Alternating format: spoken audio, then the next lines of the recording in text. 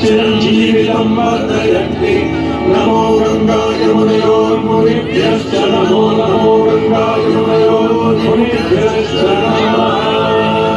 ॐ शान्ति शान्ति शान्तिः।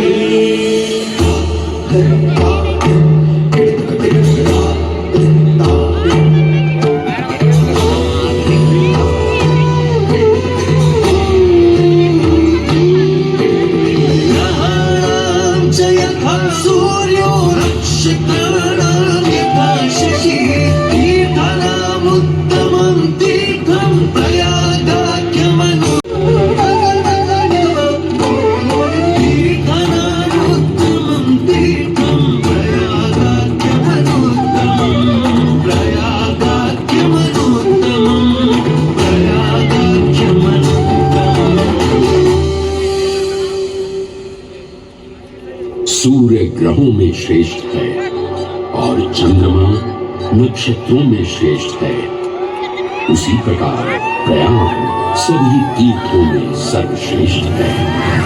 पद्म पुराण में वर्णित ये श्लोक जिस तरह प्रयाग की विशेषता को दर्शाता है, उसी तरह इस पावन क्षेत्र का गुणगान करने वाली अनेक पौराणिक कथाएं, किंवदंतियां एवं कहानियां आज भी जनमानस में प्रचलित है।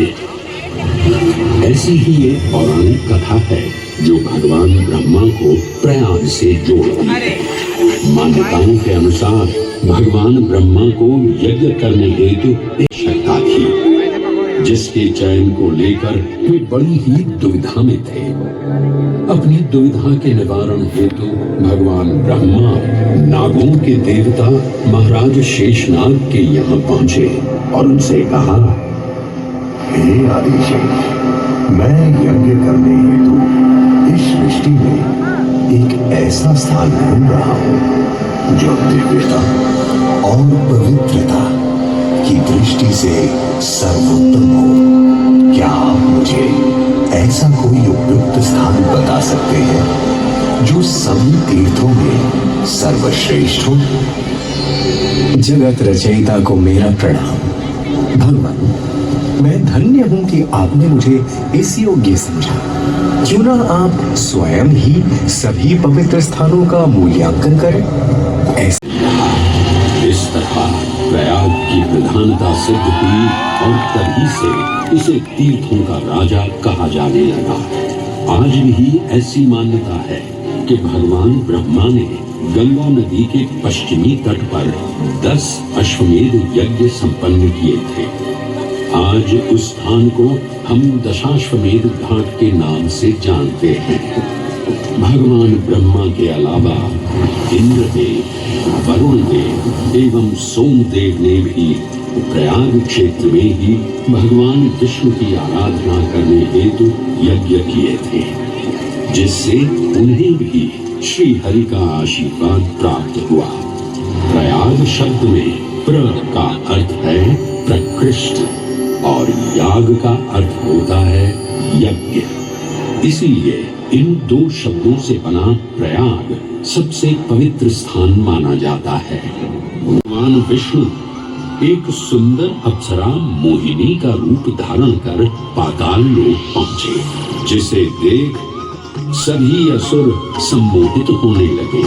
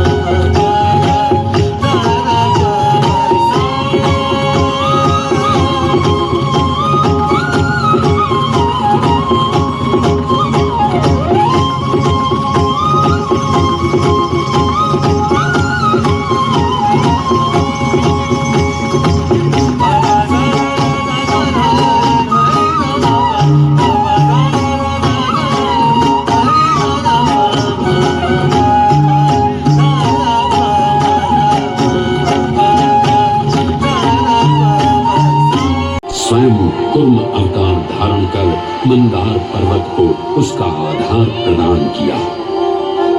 क्षीर सागर को मथना शुरू किया गया और 14 रत्नों में सबसे पहले हलाहल विष उत्पन्न हुआ। उस विष के प्रभाव को कोई भी देवता या असुर सहन करने में समर्थ नहीं थे। इस कालकूट विष से सृष्टि का विनाश हो सकता था। इसीलिए इस आपदा से बचाने स्वयं देवों के देव महादेव प्रकट हुए और उन्होंने इस विष का पान किया। ये सब देख मां पार्वती ने विष को भगवान शिव के कंठ तक ही रोक दिया।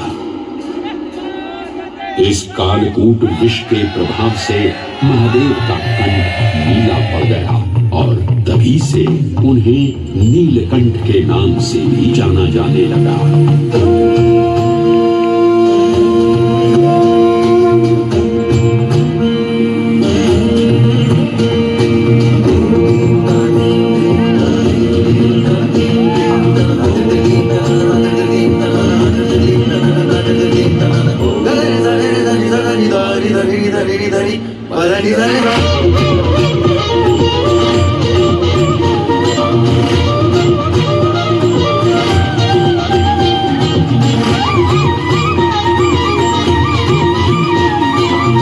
अप्सरा कौन है? ये कहां से आई है? इसने तो मेरा मन ही मोह लिया। इसे तो मैं ही लेकर रहूंगा। इस सुंदर अप्सरा ने तो हम सबको सम्मोहित कर लिया है। हे सुंदरी, तुम कौन हो और यहाँ क्यों आई हो? हे असुरराज, मैं मोहिनी हूँ और आप ये समझ लीजिए कि मैं आप ही की सहायता हेतु यहाँ पर आई हूँ। हमारी सहायता हेतु? परंतु वो कैसे सुंदरी? मैं आपको ये ज्ञात कराने आई हूँ कि अमृत की असली शक्ति और गुण तो कलश के तल में विद्यमान है, जबकि ऊपर तो केवल जल मात्र है, जिसके ग्रहण करने से ज्यादा कोई लाभ न होगा।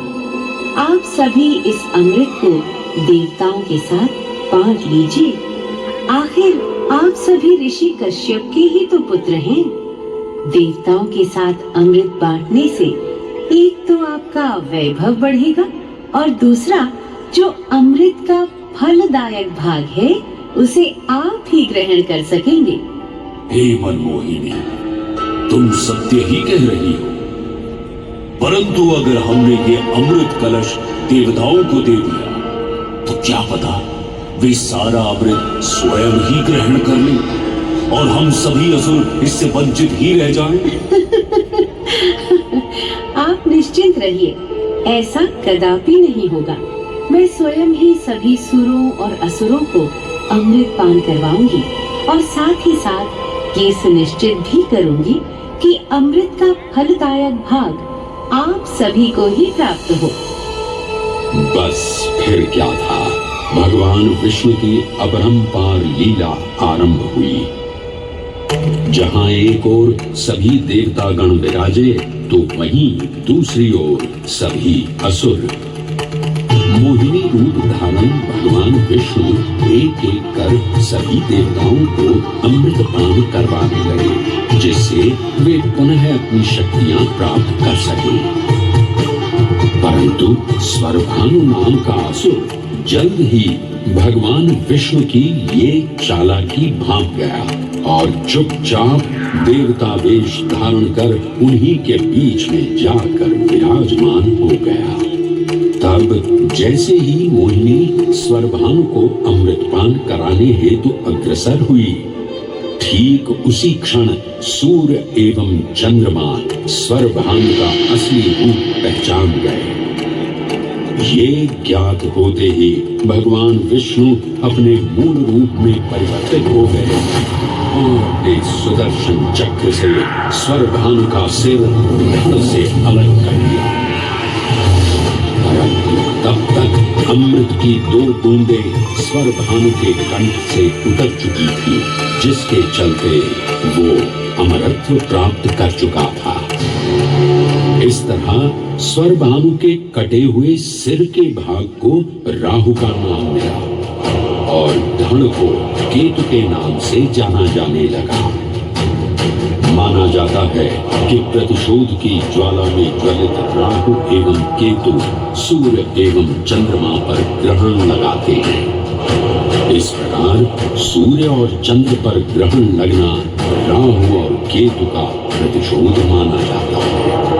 भगवान विष्णु की ये लीला देख सभी असुर अचंभित हो उठे। इससे पहले कि वे कोई प्रतिक्रिया दे पाते, भगवान विष्णु के वाहन पक्षीराज गरुड़ ने शीघ्रता से अमृत कलश को उठा लिया और अपने साथ लेकर स्वर्गलोक की ओर उड़ चले। कहते हैं पक्षीराज की इस यात्रा के दौरान पृथ्वी पर 4 जगह अमृत की कुछ बूंदें छलक कर गिर पड़ी थी और इन बूंदों से उन नगरों की नदियों के पानी में अमृत जैसे गुण आ गए थे। वे 4 स्थान हरिद्वार, प्रयाग, उज्जैन एवं नासिक हैं और यही कारण है कि इन 4 नगरों में कुंभ का पर्व मनाया जाता है। ऐसी ही मान्यता है कि एक दिव्य दिवस एक सांसारिक वर्ष के बराबर होता है और पक्षीराज गरुड़ की यात्रा में 12 दिन लगे थे। इसीलिए हर 12वें वर्ष में कुंभ पर्व मनाया जाता है।